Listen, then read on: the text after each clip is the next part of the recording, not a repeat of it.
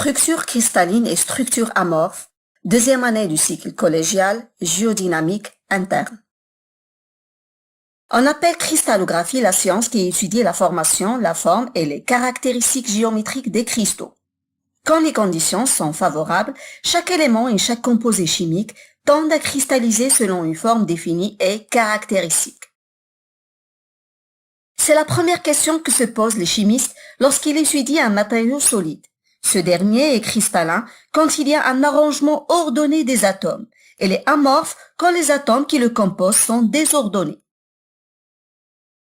En chimie minérale, la vitesse est souvent synonyme de désordre, au laboratoire comme dans la nature. Ainsi, un magma qui s'échappe du cratère d'un volcan se refroidit très rapidement à la surface de la Terre. Les atomes qui le composent se figent d'une manière désordonnée et constituent un solide amorphe.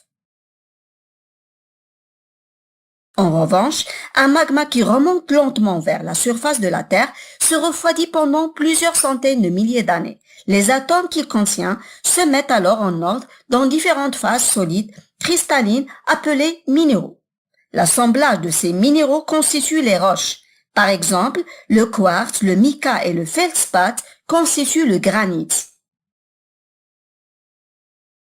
On peut simuler le phénomène de la cristallisation au laboratoire comme cette expérience de cristallisation spectaculaire. Dans un bécher, on met une solution de sulfate de cuivre connue par sa couleur bleu turquoise. Plusieurs semaines après, l'eau s'était évaporée et il restait dans le fond du récipient de beaux cristaux bien formés de sulfate de cuivre. La vanilline aussi permet de modéliser la fusion de cristaux, ainsi que la cristallisation des roches volcaniques. La vanilline fond au chauffage et recristallise en refroidissant. Plus le refroidissement est lent, moins les cristaux sont nombreux et plus leur taille est grande. Sans danger, cette manipulation est tout aussi spectaculaire que la cristallisation du soufre qui dégage des vapeurs toxiques au chauffage.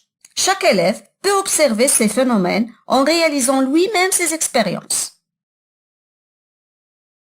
Pour un refroidissement rapide, la préparation de la vanilline fondue est posée sur de la glace pendant 2 minutes. Après, on passe à l'observation microscopique. Et pour simuler un refroidissement brutal, on met un troisième échantillon de la vanilline fondue directement au congélateur.